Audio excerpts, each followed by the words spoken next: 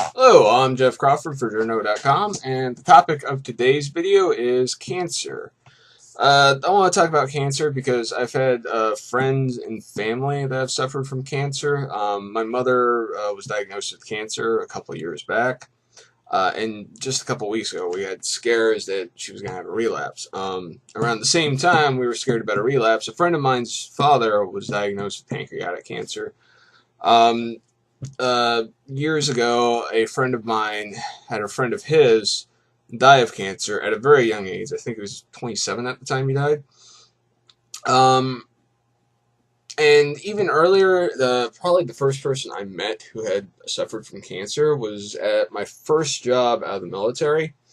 Uh, there was a fellow at work the first day I walked in there, and I noticed he had these weird bald patches, real short hair, and these weird bald patches around the side of his head. And I was like, well, what sort of statement is this guy hoping to make?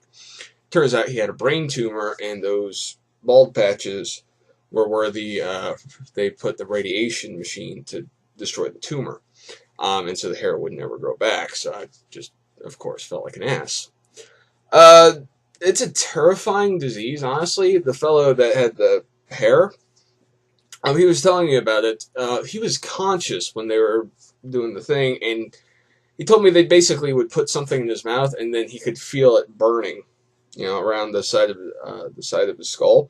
And the reason they did that is, of course, they're working on his brain, and they want to know if he starts tasting purple or if they've hit something delicate, so they can stop. Uh, so cancer affects a lot of people, and if you're watching this, odds are good that someone in your life is going to be affected by cancer someday, somehow. And so this is kind of a guide to things I have picked up when dealing with cancer. Now, what is cancer? Well, cancer is simply a malfunctioning cell. That's actually a fairly normal thing in the body. There are two things that make cancer special. First off, the body doesn't recognize it as a threat. It does. The immune system, normally if a cell malfunctions, the immune system will destroy it. In cancer, for some reason, the body just doesn't recognize it. The second thing required for it to be a cancer cell is that the cell has to be immortal. Most cells in the body will only divide a certain number of times, and then they stop dividing, and they'll just go away. Cancer cells will just keep dividing after dividing after dividing. That's what makes them so dangerous, is because there's just more and more of these malfunctioning cells that aren't doing anything for you, but draining your nutrition and pressing on vital systems in your body and interfering with them. Now, how does cancer happen? There are a couple ways. The first way is mitosis. I have a picture for you here. I'm not going to get too deep in the process of mitosis.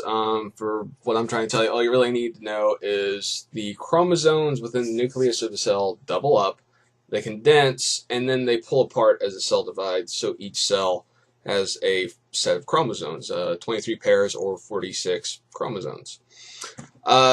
Now, what happens in a cancer cell? A lot of times they find something called aneuploidy, which is an irregular number of chromosomes. So in a cancer cell, instead of this and everything's good, you get something like, that. And I mean, to the point of ludicrousness, there are 46 chromosomes in a human cell normally. They found them with like hundreds and hundreds of chromosome sets. That's not necessarily universal, but that's one of the common causes of cancer, is this irregular number of chromosomes. Another way it happens is radiation. Radioactive materials are basically just shooting off tiny particles. What can happen with those is they'll hit your DNA and they'll knock a chunk out of it. And this is actually pretty normal. We're surrounded by radiation all of the time. And this is part of evolution and mutation, is that radiation taking pot shots at your DNA. Usually, if it's a harmful mutation and the cell malfunctions, the body will destroy it. But in this case, in a cancer cell's case, you'll have radiation, and the body just won't recognize there's something wrong with the cell and won't destroy it. Another way it can happen is chemistry. Same sort of deal where chemicals will interfere with the process of the cell dividing and will end up with a mutation in either the DNA, an irregular number of chromosomes. Now, when they're talking about things that cause cancer, they're not saying this by itself will definitely give you cancer. What they're really saying is if you do this, it'll up your chances of one of these bad cell divisions happening and your body not recognizing it. And it becoming cancer. That's how carcinogens work.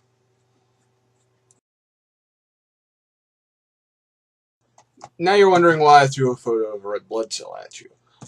Well, do you see a nucleus? Look at it again.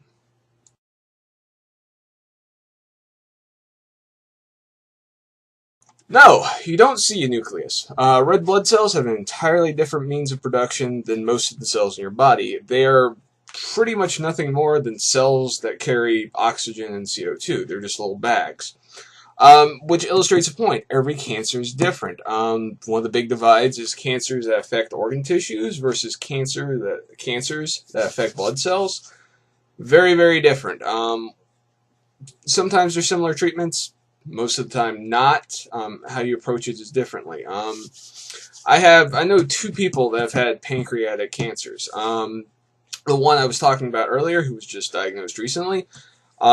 And a friend of mine's stepfather who was diagnosed with pancreatic cancer, and how they diagnosed him was he was taking his grandson to the store, and he slipped into unconsciousness. His blood sugar crashed, and he just slipped into unconsciousness and wrecked the freaking car. And the doctors were looking at him, like, trying to figure out if he was diabetic, and no, it was a tumor in his pancreas that had gotten to the point where it just sucked all the sugar out of his blood.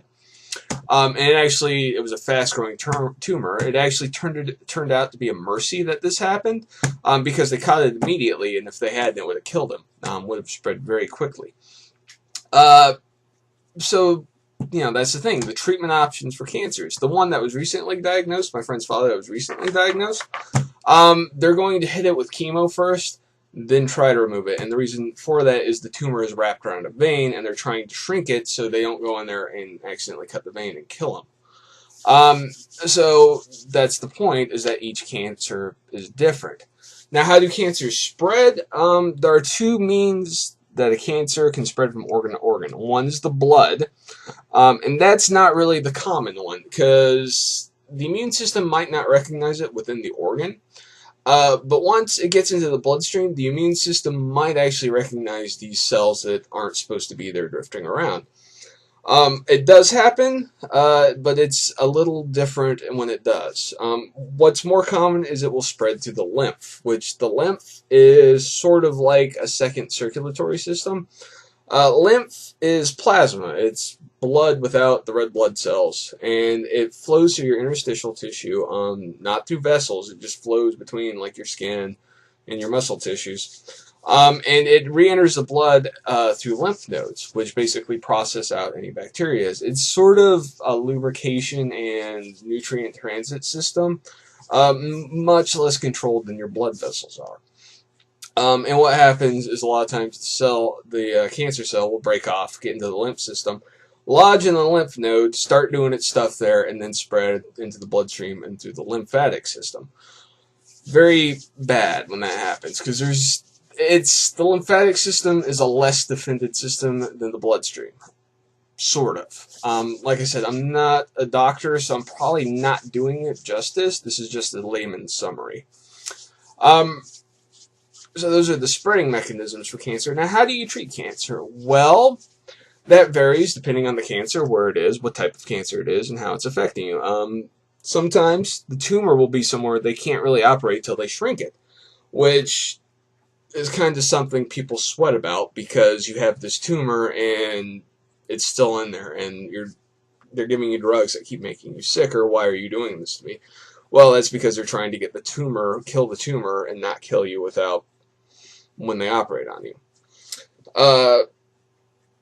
So that's one of the things. People will sit there and talk about cancer. Oh, this makes no sense. You told me one thing. You told me this. They told me that. My friend heard this when he had cancer. Da da da. Well, the thing is, it's different for every person. It's a malfunctioning cell, and each cell malfunctions differently. Each cancer is a different thing. So doctors, oncologists who specialize in cancer, and hematologists who specialize in the blood and are often called in to treat cancers, uh, for every cancer, it's different. They have to be kind of a combination of auto mechanic and doctor and surgeon, just to figure out how they're going to treat this because each one is different.